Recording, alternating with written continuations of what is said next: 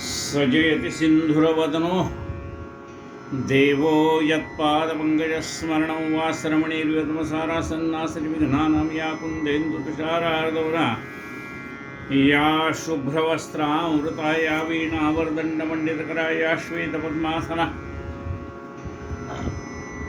या ब्रह्माच्युतशङ्करप्रभृतिदेवैः सदा वन्दिता सा मां पातु सरस्वती भगवती निःशेषदाढ्यापहामूकं करोति वाचालं पङ्गुं लङ्घयते गिरिं यत्कृपातमहं वन्दे परमानन्दं माधवं नारायणं नमस्कृत्य नरं चैव नरोत्तमं देवी सरस्वतीं व्यासं ततो जयमुदिरेत् वसुदेवसुतं देवं कंसचाणूरमर्दनं देवकी परमानन्दम् कृष्णं वन्दे जगद्गुरुं गुरुर्ब्रह्मा गुरुर्विष्णु गुरुर्देवो महेश्वरः गुरुः साक्षात् परब्रह्म तस्मै श्री गुरुवे नमः। श्रोता वक्ता श्रीराम समर्थ। जय जय रघुवीर।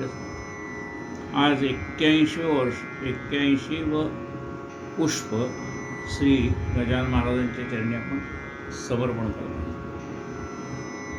संत महिपती महाराजांनी लिहिलेली संत चरित्र आपण अवलोकन करतो, चिंतन करतो। यावर्षी आपण भक्तविजय ग्रंथ घेतलेला आहे आणि या ग्रंथातला 27वा अध्याय सुरू आहे। श्री गणेशाय नमः, श्रीकृष्णाय नमः। जय दीनदयाळा रुक्मिणीपती व्यापून उरलास्थिती जगती, श्रुतीशास्त्रे तुझ वर्णिती अद्भुत कीर्ती न वर्णवे। वर्णिता तुझे महिमा निशिणली 18 पुराणे जाण, वाद घालता साही दर्शन तयासी खून कळेना। तुझे गुणचरित्रा पार वर्णिता शिणला धरणीधर, तुझ्या गुणास नाही पार जिव्हा साचार चिरल्या की। मग तो लज्जायमान होऊन या निजांगाची केली शय्या, सहस्त्रमणांचे देवराया केली छाया तुझ लागे। तुझे वर्णावया महिमान सरस्वतीने केला पण, पयोब्धीची शाही करून वर्णित गुणशारदा। 18 भार वनस्पती यांचे लेखणी घेऊन आते, पृथ्वीचा कागद घेऊन पृथ्वी गुणवर्णिते झाले। समुद्राची सरली शाही गुणवर्णिता अनपुरे महे, ब्रह्मकुमारी लागली पायी तुझे नवलाये देखोने। तुझे गुणालौकिक वर्णिता थोरास पडले टक, अनंत ब्रह्मांडे सगळे कथ्यांचा नायक तू असे।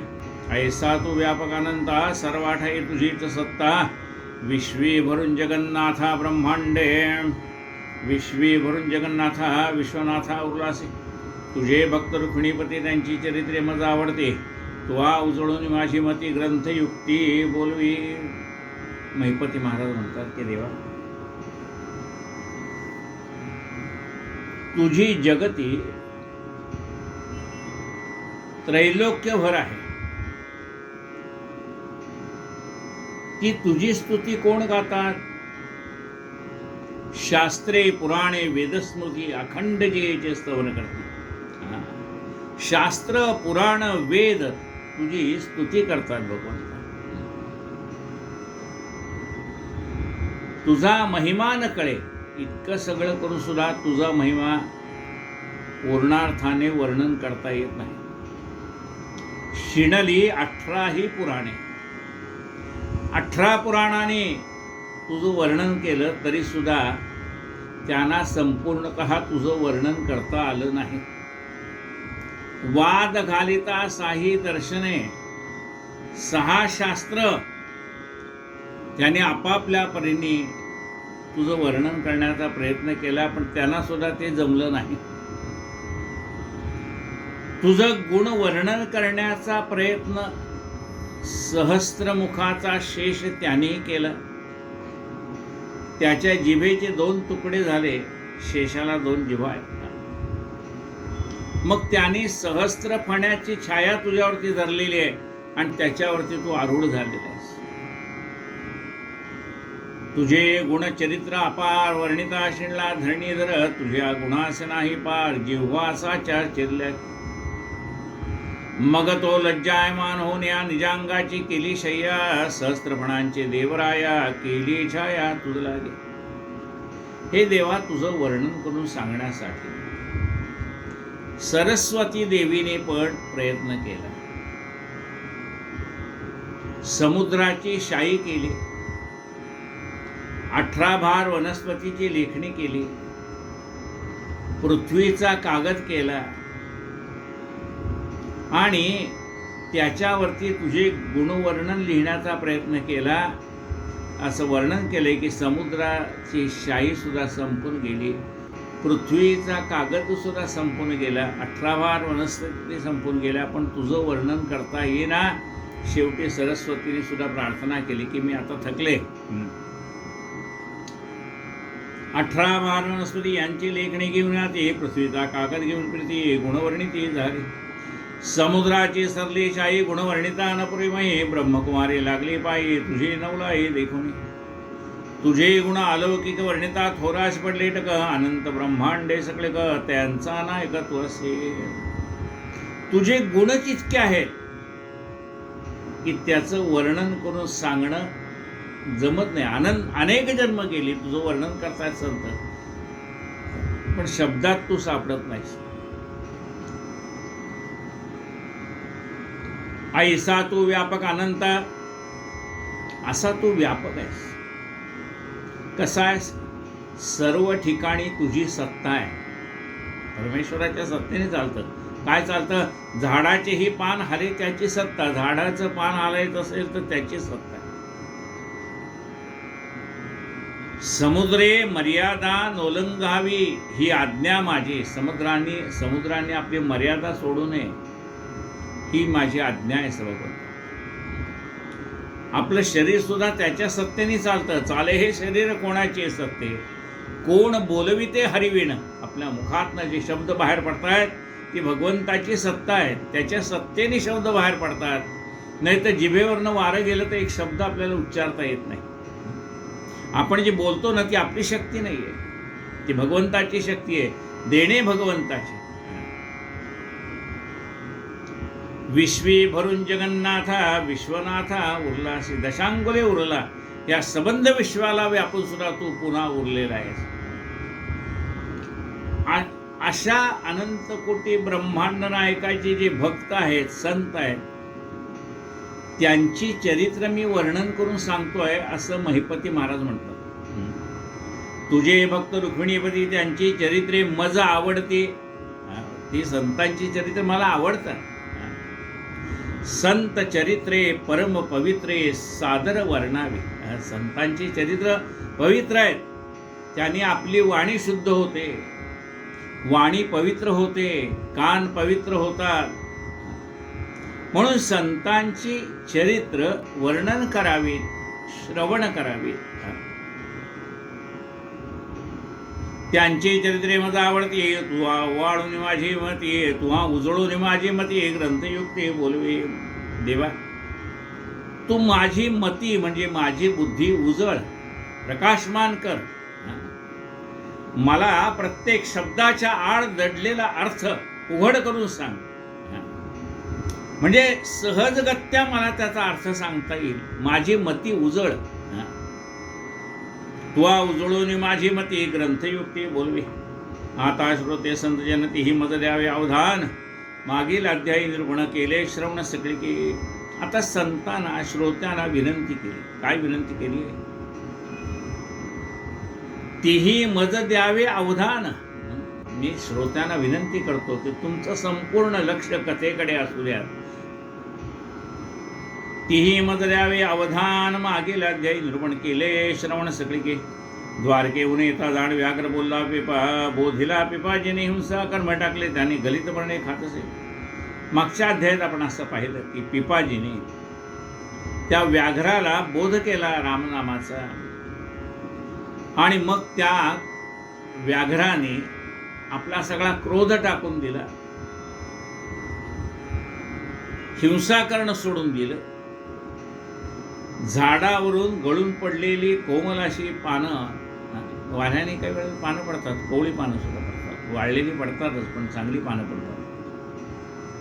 मग ती खाऊन त्याने काही दिवस काढले आणि मग आपला देह ठेवून दिला.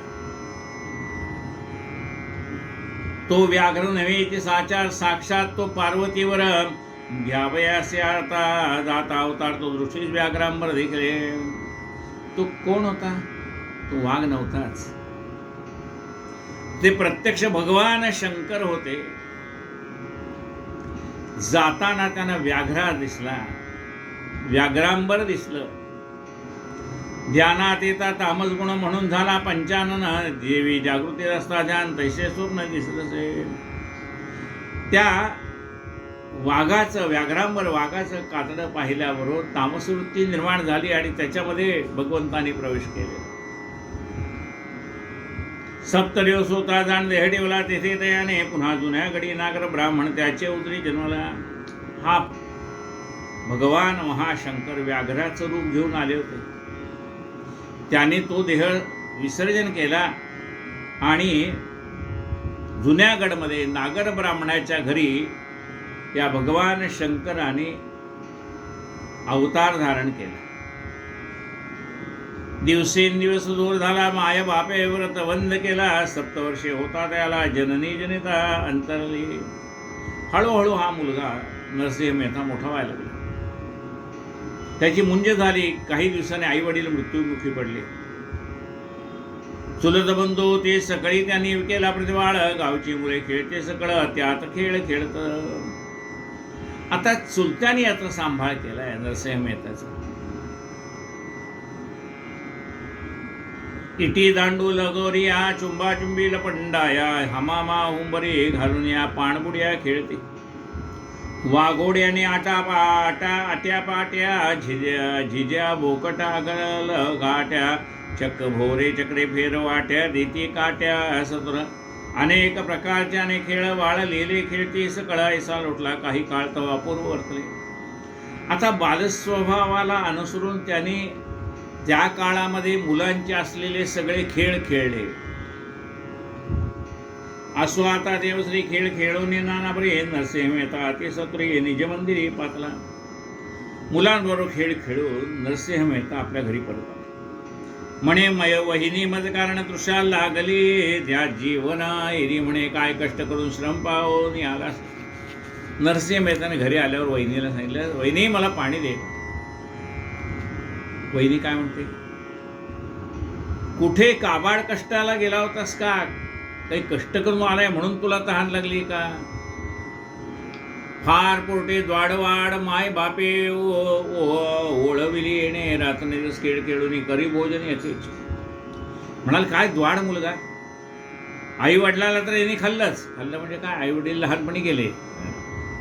काय म्हणते वहिनी, लहानपणी तर याने आई वडिलाला खाल्लंच म्हणजे गेले त्याचे आई वडील, आणि आता काही चांगले कुठं उद्योगधंदा करावा तर लहान मुलाला खेळत बसतो म्हणाले, आणि आल्यावर घरी आल्यावर भरपूर खातो म्हणाले. विद्याभ्यास न करता जिने वागवे से तो वृथा पुढे रडेल, तुझी कांता वृथा पृष्ठा चटोरा. अरे हे वय तुझं विद्याभ्यास करण्याचं आहे, अभ्यास करण्याचं आहे, ते सोडून तू लहान मुलामध्ये खेळत बसतोस. अरे उद्या लग्न झालं तर तुझी बायको तुला नावं ठेवेल. वडील बंधूची कांता ऐशी दुर्वचने बोलता, पश्चाताप झाला चित्ता नरसिंह मेहता उठिला. आपल्या वहिनीने आपल्याला बोलल्याचा राग नरसिंह मेहताला आला. तेथून निवडून त्वरित दूर गेला अरण्यात. म्हणे प्राक्तन माझे विपरीत कर्म बलवंत दुसरं. रागाने निघून गेला जंगलामध्ये. म्हणाले माझं प्राक्तन कसं आहे बघा, लहानपणीच आई वडील गेले. बरं माझ्या चुलत्याने माझा सांभाळ केला तर वहिनी मला वाटेल तसं बोलते. माझं नशीब असं कसं खडतर आहे, असं नरसिंह मेहता म्हणतो. कर्म बलवंत दुस्तर, बाळपणी मरता माता, तारुण्यपणी निजकांता, वृद्धपणी पुत्रशोक होता, ईश्वरी क्षोभ या नाव. परमात्मा आपल्यावरती रागवलाय. कशाचं लक्षण आहे म्हणाले की बालपणी आई वडील मृत्यू पावणं, तरुणपणी आपली पत्नी मरण पावणं, आणि वृद्धाप्य काळात आपला तरुण मुलगा मरण पावणं, ईश्वरी कोप जाणीजे. बाळपणी मरता माता, तारुण्यपणी निजकांता, वृद्धपणी पुत्रशोक होता, ईश्वरी क्षोभ या नाव. पूर्वजन्मी कर्म केले त्याचे फळ ओढवले, असे बोलता ते वेळे तो पुढे देखले अरण्य. म्हणाले गेल्या जन्मात काही कर्म केली मी, त्याचं फळ भोगतोय. पुढे त्याला जंगल दिसलं. गावापासून कोस 2 येता देखले महारण्य. नरसिंह मेहता विलोकोन पाहता झाला सभोवता पुढे अकस्मात पाहतो शिवालय देखले अवचना नरसिंहता प्रवेशात तव कैलासनाथ देखलं. पुढे त्याला त्या जंगलामध्ये एक शंकराचं मंदिर दिसलं. नरसिंहता त्या शंकराच्या मंदिरामध्ये गेला. ओसाड अरण्य म्हणून नाही मनुष्याच्या आगमना धीर धरून निज मनी दान वंदिले चरण शिवाचे. जंगल ओसाड होतं. त्या शंकराच्या मंदिरात कोण जाणं येणारं काही ते नव्हतं. हा गेला, निर्भीडपणे आत गेला, शंकराला नमस्कार केला. उपमन्यू ब्राह्मण कुमारा दुग्ध मागे वाटीवर माता नदीता सतर रुसोनिया बैसला. उपमन्यू हा एका ब्राह्मणाचा मुलगा. लहानपणी आईवर रुसला का आईला त्याने वाटीवर दूध मागितलं. आई नाही म्हणाली, गरीब होती. राग आला आणि गेला जंगलामध्ये. उपमन्यू ब्राह्मण कुमारा दुग्ध मागे वाटीभर माता न देता सतर रुसोनिया बैसला की उत्तान पाळ क्षिती पहाळ दयाचा पुत्र ध्रुवाळ रुसोन गेला तात्काळ वैकुंठ पाळ आराधिला. उत्तानपाद राजा ध्रुवबाळाला आपल्या मांडीवरती त्याच्या सावत्राईने बसू दिलं नाही. म्हणजे वडिलाच्या मांडीवरती, उत्तानपाद राजाच्या मांडीवरती ध्रुवाला त्याच्या सावत्राईने बसू दिलं नाही. आणि म्हणून त्याला राग आला आणि तो जंगलामध्ये भगवंताच्या प्राप्तीसाठी निघून गेला. तया चेवरी नरसिंह मेहता अनुताप धरून निजे चित्ता म्हणे विश्वंभरा विश्वनाथा मज अनाथा पंगी. विचार केला की आता परमेश्वराशिवाय आपल्याला आपलं कुणी नाही आहे. त्वमेव माता पिता त्वमेव बंधुस सखा त्वमेव विद्या द्रोणं त्वमेव सर्व मम देवदेव. मज अनाथा पंगी पिनाक पाणी पार्वती रमण त्याच्या अंगावरी केले शयन वर्जली अन्नादी फळभक्षण उदकपान न करीतो. सप्तदिवस लोटता दाण कैलास होते विस्मित म्हणे सर्व शरीर न लागून वाहिले निजेष्टे. शंकराच्या पिंडीला त्यांनी हाताने विळखा घातलेला आहे आणि 7 दिवस अन्न पाण्याचा त्याग करून तो शंकराची आराधना करतोय. ओम नमः शिवाय, ओम नमः शिवाय, ओम नमः शिवाय. आराधना चालली शंकराची. सप्तदिवस लोटता जाण कैलासपती विस्मित मन म्हणे सर्व शरीर मध लागून वाहिले निजनिष्ठे. गंधाक्षदासुमन चंदने नाना परीचे दिव्य रत्ने मुक्तार सुवर्णभूषणे मज कारणे अर्पिते. द्रव्य वेचून गणित कोणी शिवालय बांधित भागीरथीचे उदक कोणी अर्पित आवडी. शंकर विचार करतात. कुणी मला भक्तिभावाने गंध अर्पण करतात, कुणी मला भक्तिभावाने अक्षदा अर्पण करतात, कुणी उत्तम प्रकारची फुलं मला अर्पण करतात, कुणी नाना प्रकारचे दिव्यहार सुवर्णभूषण मला अर्पण करतात, कुणी असंख्य द्रव्य खर्च करून माझ्यासाठी शिवमंदिराची स्थापना करतात, कुणी भागीरथीचं गंगेचं उदक आणून मला अभिषेक करतात, कोणी शिवालय बांधित भागीरथीचे उदक धरित कोणी अर्पित आवडी. बिल्वपत्रांची लाखोले आणून वाहत येतात काळी परिसर शरीर कोणी काळी नाही मजले लागे अर्पिले. कोणी मला 11 बेल वाहतं, कोणी 111 वाहतं, कोणी 1000 वाहतं, कोणी लाख बेल मला अर्पण करतं. पण हा असा एकच भक्त आहे, म्या अर्पिला मध्ये देहची विठ्ठला. श्रीकृष्ण गोविंद हरे मुरारे, हे नाथ नारायण वासुदेव. श्रीकृष्ण गोविंद हरे मुरारे, हे नाथ नारायण वासुदेव. नरसिंह मे त्याचा दृढभाव देखून तुष्टला सदाशिव. सगुण स्वरूप महादेव प्रकट करी ते वेळ. तो दशभुज पंचानन गळा पन्नगांचे भूषण मस्तकी जटा पिंगट वर्ण विभूती चर्चन सर्वांगी. ऐसे स्वरूप प्रकट करून काय करी पिनाक पाणी. नरसिंह त्यासी उठून अभय वचनी बोलत. भगवान शंकर प्रकट झाले आणि त्या नरसिंह मेहताला विचारलं तुला काय पाहिजे ते तुम्हा. म्हणे रे बाळका निज भक्ता प्रसन्न झालो तू जाता. काय कामना वाटते चित्ता ते सर्वथा मज सांग. नरसिंह मेत्याने ऐकून वेत्याने कैलासपतीचे धरले चरण, प्रसन्न झाले मज लागून अभय वचन देऊने. नरसिंह मेहताने शंकराचे पाय धरले आणि सांगितलं की आपण प्रगट होऊन मला अभय वचन दिले, तरी मी तो बाळक अज्ञान मदन कडेची उत्तम मागणे तुम्हा सावडे जे होण ते मदने नीलकंठ. तेव्हा तुम्ही मला प्रसन्न झालाय, पण मी आहे बालक. तुम्हाला काय मागावं हे मला कळत नाही. समर्था पुढे काय मागो कळे ना,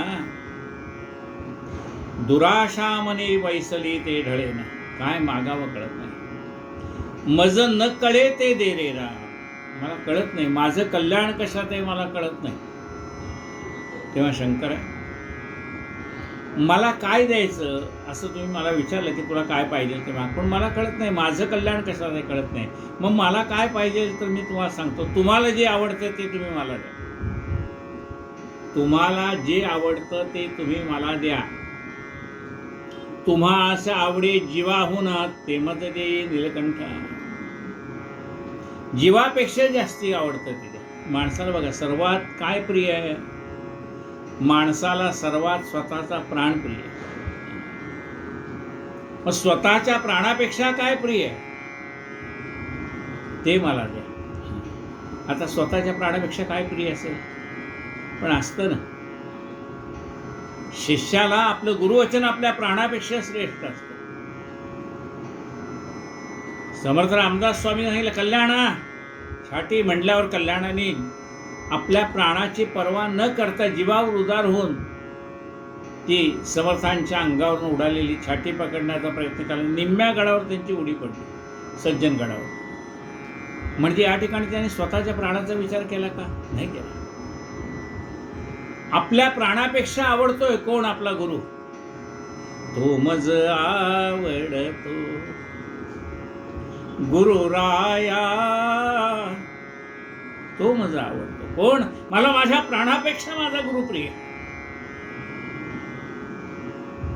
तसं शंकरा तुम्हाला तुमच्या जीवापेक्षा जास्त काय आवडतं ते मला द्या. तुम्हा असे आवडे जीवाहून ते मज दे नीलकंठ. जैसे मातेच्या ज्ञानी वाळ त्यासे नकळीच उचित काळ, परिजननी सावडे सर्व काळ अलंकार लेवे निज प्रीती. लहान मुलाला काही कळत नाही, पण आईला कळतं. त्या लहान मुलाला घरात घालायचा ड्रेस कोणता, बाहेर जाताना घालायचा ड्रेस कोणता, त्याला भूक लागलेली त्या बाळाला कळत नाही, पण आईला कळतं आता ही त्याची भुकेची वेळ झाली, याला खायला दिलं पाहिजे. म्हणजे ज्याप्रमाणे अज्ञान बाळाला त्याच्या स्वतःचं हित कळत नाही, पण त्याच्या आईला कळतं. लेकराचे हित माता जाणे, लेकराचे हित मातेला कळतं. तसं माझं हित कशात आहे ते भगवंता तुम्हाला माहिती आहे. तुम्हाला जे मनापासून आवडतं ते मला द्या. अलंकार लेवे निज प्रीती तेवे तुम्ही आज विश्वनाथा, प्रसन्न मुखे वर ओपिता. तरी जे आवडेल तुमचे चित्ता तेचे अनाथा मज द्यावे. तुम्हाला जे मनापासून आवडतं ते मला द्या. प्राणापेक्षा जी गोष्ट तुम्हाला प्रिय आहे ती मला द्या. हास्य वदन पिनाकवाणी विस्मित झाली म्हणे ऐसा चतुर्भक्त कोणी नाही देखील. शंकराला आश्चर्य वाटलं. असा चतुर्भक्त मला भेटला नाही अजून कोणी. मला भक्त भेटले, मागणारे भेटले. शंकर म्हणतात मला रावण भेटला, मग त्याने मला आत्मलिंग मागितलं, मी त्याला दिलं. नंतर गणपतीने त्याच्याकडनं गोकर्ण महाबळेश्वराला काढून घेतला अग्निराळा. तो भस्मासूर आला, त्याला मी वर दिला, ज्याच्या डोक्यावर हात ठेवशील त्याला तू भस्म करशील. म्हणजे माझ्याकडे जे मागायला आले त्यांना मी दिलं. पण असा भक्त मला पहिलाच भेटला. काय? तुम्हाला मनापासून आवडती ती गोष्ट मला द्या. तुम्हाला जीवापेक्षा आवडती ती गोष्ट मला द्या. नरसिंह मेहता कारण हास्य वदन पिनाकाने विस्मित झाले निज म्हणे ऐसा चतुर्भक्त कोणी नाही नयनी देखला नरसिंह मेहता कारण मागोती शिव बोले वचना सकळ देवांचे देवताचंद तो श्रीकृष्ण माझा आवडे. म्हणाला सगळ्या देवाचा देव श्रीकृष्ण परमात्मा मला आवडतो.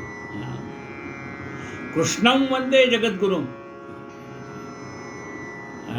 भगवान महाविष्णू सर्वदेव नमस्कार केशवम प्रतिगच्छति. तो भगवान विष्णू मला आवडतो. तोच राम, तोच कृष्ण, तोच सगळं. तो कृष्ण मला आवडतो. तो श्रीकृष्ण माझा आवडे. गंगे पार्वतीशी न सांगता मी जपत असे श्रीकृष्णनाथा. त्याहून विशेष भक्तकथा मज तत्वाचा आवडे. मला श्रीकृष्ण आवडतो हे मी अजून गंगेलाही सांगितलं नाही, पार्वतीला सांगितलं नाही. मला कृष्णही आवडतो आणि मला भक्तकथाही आवडतात. संतांच्या कथा सुद्धा मला आवडतात. भक्त आवडतात, त्यामुळे भक्तांच्या लीला पण मला ऐकायला आवडतात. गंगे पार्वतीस न सांगता मी जपत असे श्रीकृष्णनाथा. त्याहून विशेष भक्तकथा मज तत्वता आवडे. मला भक्तांच्या कथा आवडतात. कृष्ण आवडतोच, पण कृष्णापेक्षा जास्त काय आवडतो असं विचारशील तर सांगतो की मला भक्तांच्या कथा आवडतात, संत कथा आवडतात. त्याहून विशेष भक्तकथा मज तत्वता आवडे. माझ्या जीवीचे निज भूज ते तू दाखवे म्हणसे मज. याचके नृपास मागता राज्य नव्हेची काळ सर्वदा. कृपणास मागता निज धन सुखी नव्हती याचक जना. कामिकासी मागता श्रीदान न पावे सन्मान याचक.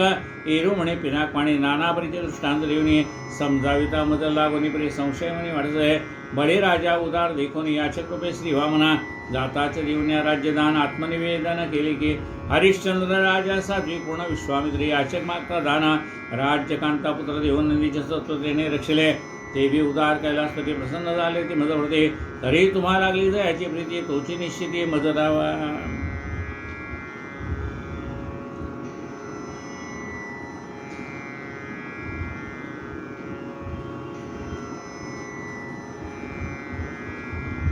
मग शंकराने सांगायचा प्रयत्न केला.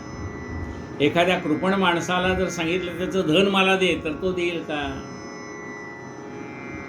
एखाद्या कामिक माणसाला सांगितलं तुझी स्त्री मला देईल तर तो देईल का? देणार. नरसिंह मेहता म्हणतो बाकीच्या गोष्टी मला तुम्ही सांगू नका. मला माहित आहे दारात आलेल्या याचिकाला विनूक पाठवू नये कुणी. बळीराजाने आपलं संपूर्ण राज्य त्या वामनाला अर्पण केलं.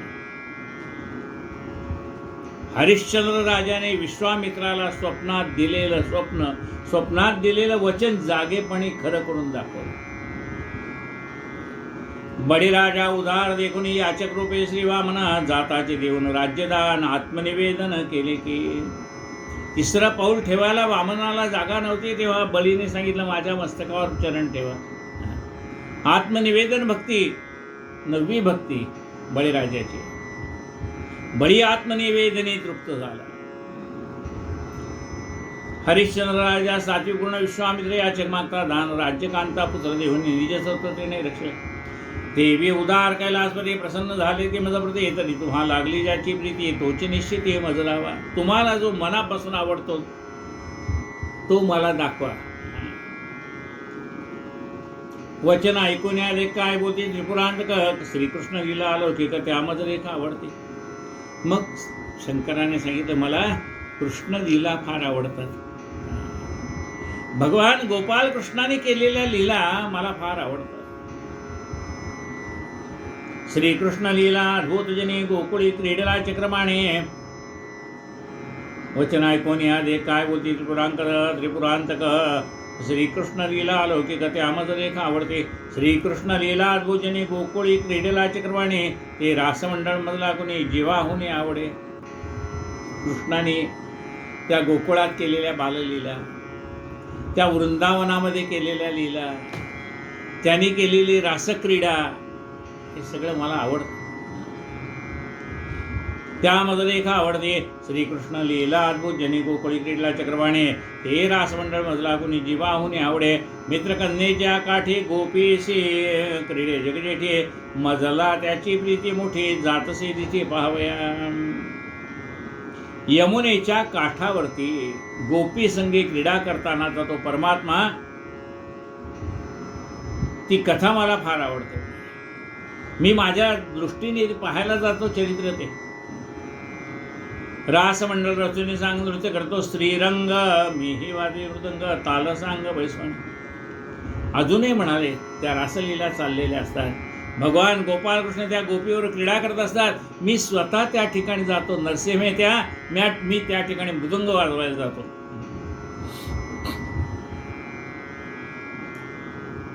मीही वाजवी मृदंग, ताल सांग बैसोने. तेही चिदावीन तुझ प्रती म्हणून अभय दिले तया हाती. गोपी जावेश तया प्रती दिदला निश्चिती नीलकंठे. ती रासक्रीडा मी तुला दाखवीन असं नरसिंह मेहत्याला त्यांनी सांगितलं. कारण त्यांनी सांगितलं तुम्हाला जे आवडतं ते मला दाखवा. म्हणजे मला कृष्णलीला फार आवडतात, त्या मी तुला दाखवेन. आणि मग रासक्रीडा पाहण्यासाठी भगवान शंकराने नरसिंह मेहत्याला नेलेलं आहे. आणि त्या रासक्रीडेमध्ये गोपीचा वेश दिलेला आहे नरसिंह मेहत्याला.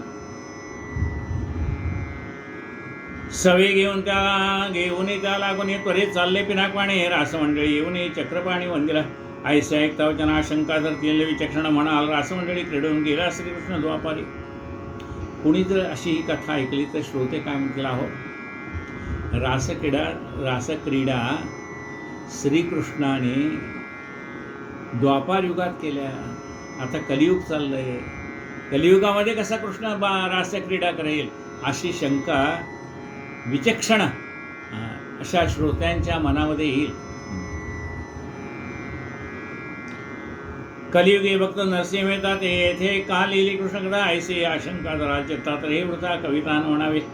मथुरा गोकुळ वृंदावने अद्याप क्रीडतो चक्रवाणी. भावी भक्त जे त्या लागून दिसे नाही हरिलीला. मथुरेला, गोकुळाला, वृंदावनाला श्रीकृष्ण भगवान अद्यापही क्रीडा करतात. जे भावी भक्त आहेत त्यांना दिसतं. जाकी भावना जैसी प्रभू मूर्त देखी तैसी. हे कथा भविष्योत्तर पुराणे स्वयं बोलले श्री व्यास म्हणे. कलियुगे भक्त शिरोमणे त्यांची कथने वर्णिले. जैसे मर्यादा वेळ उल्लंघून प्रवेश नगरी समुद्र जीवने. तैसे कवीश्वराचे वदन झाल्या वाचून वदेना. की आयुष्य सरल्या वाचून काळन दंडी जीव कोणी. तेवी कवीश्वराचे निजवाणी झाल्या वाचून वदेना.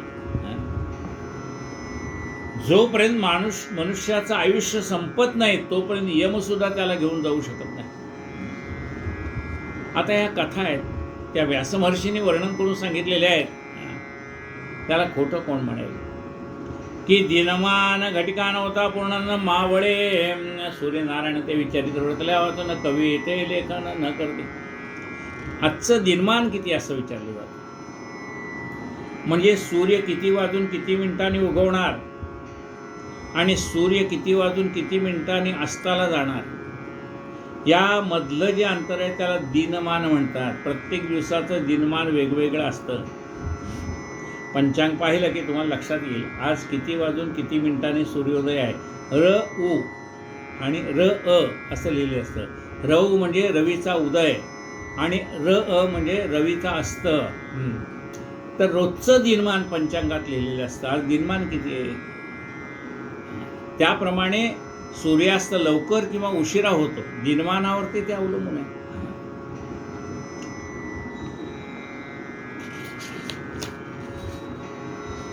की दिनमान घटका नव्हता पूर्ण नमावळे सूर्यनारायण. मग त्या दिवशीचं जेवढं दिनमान आहे त्याच वेळेला सूर्याचं अस्त होणार. म्हणजे दिवस लहान असेल तर सूर्याचं अस्त लवकर होईल, त्यावेळेस दिनमान कमी असतं.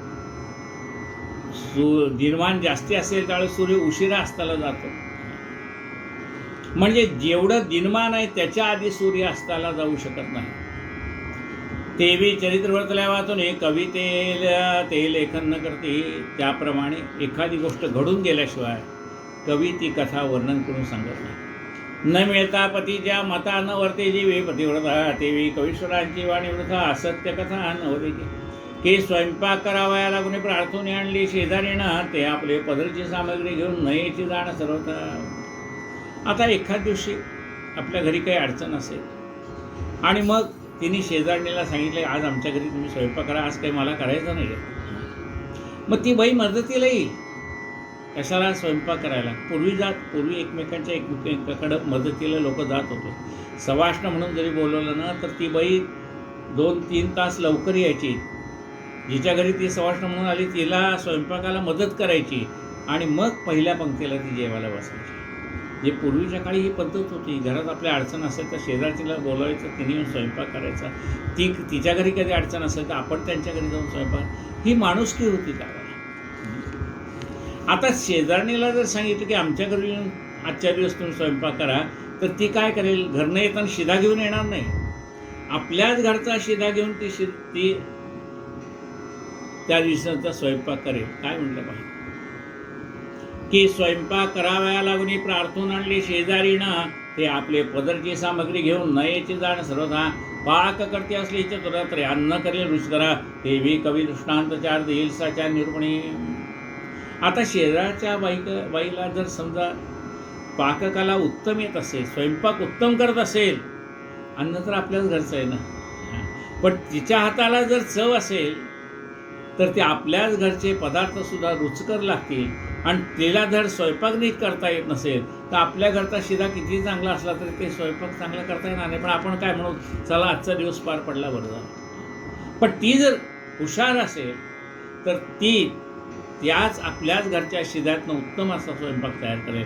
तसा जो प्रवचनकार असो, कीर्तनकार असो, काही असो, ही सामग्री तर सगळी ती पहिलीच आहे. कथा सगळ्या होऊन गेलेल्या आहे. मग कीर्तनकार प्रवचनाचं महत्त्व काय आहे? त्या कथा अधिक प्रसन्नपणे लोकांपर्यंत पोहोचवणं, त्यांच्या हृदयाला जाऊन पोचतील अशा शब्दात पोहोचवणं, त्यांच्या कानाला त्या रुचकर लागतील असं वाटणं, त्या कथा ऐकून त्यांचं मन प्रसन्न होईल असं वाटणं, हे काम कोणाचं आहे? त्या वक्त्याचं काम आहे. पदार्थ म्हणजे कथा त्याच आहेत ना. कीर्तनकार प्रवचनकार दुसरं काय सांगणार? त्याच कथा आहे. पण प्रत्येकाची हातोटी वेगळी. जसं स्वयंपाक करणाऱ्या प्रत्येक स्त्रीच्या हाताची चव वेगळी, तसा प्रत्येक प्रवचनकार, प्रत्येक कीर्तनकार त्याची सांगण्याची हातोटी वेगळी. की स्वयंपाक करावया लागून प्रार्थून आणले शेजारीनं, ते आपली पदरची सामग्री घेऊन नयेची जाण सतत पाक करते असली चतुर तरी अन्न करेल रुचकर, तेवी कवी दृष्टांत चार देईल साच्या निरूपणे. करी मुळीचे पद सांडवणे सर्वथा असत्य ग्रंथ नव्हे कविता कवियता. म्हणून प्रार्थना करतो पंडिता विकल्प चित्ता न धरावा. पण कथाकार असो, कीर्तनकार असो, मूळ पदाला धक्का न लावता त्या मूळ पदाचा अर्थ लोकांना समजावा म्हणून अनेक प्रकारचे दृष्टांत देऊन ती कथा तो सांगेल. पण मूळ भाव जो आहे त्याला धक्का तो लावणार नाही. मूळ पद कायम ठेवून ते अधिक रुचकर कसं होईल, अधिक श्रवणीय कसं होईल, ते तो प्रत्येक प्रवचन करता कोणी असेल तर तो सांगेल. श्री भीमा तिरवासी रुक्मिणी रमण तोची बुद्धीचा दाता चैतन्य घन तोची बोलवी ग्रंथ निर्गुणा एरवी आज्ञान महीपती. हा भीमेच्या तीरावर राहणारा पांडुरंग परमात्मा तोच आपल्या बुद्धीचा दाता आहे. या विश्वात भरलेले चैतन्य तोच आहे आणि आपल्या ह्या देहातला असणारे चैतन्य सुद्धा तोच. रुक्मिणी रमण पांडुरंग तोच आपल्याला बुद्धी देतो. श्री भीमा तिरवासी रुक्मिणी रमण तोची बुद्धीचा दाता चैतन्य घन तोची बोलवी ग्रंथ निर्गुणा एरवी आज्ञान महीपती. आता एका भाविक जन मागील कथेसी द्यावे अवधान नरसिंह मेहत्यासी पार्वती रमण आले घेऊन हरिलिले. आणि त्या नरसिंह मेहत्याला बरोबर घेऊन भगवान शंकर ती श्रीकृष्णाची चाललेली रासक्रीडा पाहायला आले. तो कथाभाग आपण आता उद्या ऐकूया. कायेन वाचा मनसेंद्रियर्वा बुद्ध्यात्मना वा प्रकृती स्वभावात् करोमि यद्यं सकलं परस्मै नारायणायति समर्पयामि. अच्युतं केशवं रामनारायणं कृष्णदामोदरं वासुदेवं हरि श्रीधरं माधवं गोपिकावल्लभं जानकीनायकं रामचन्द्रं भजे.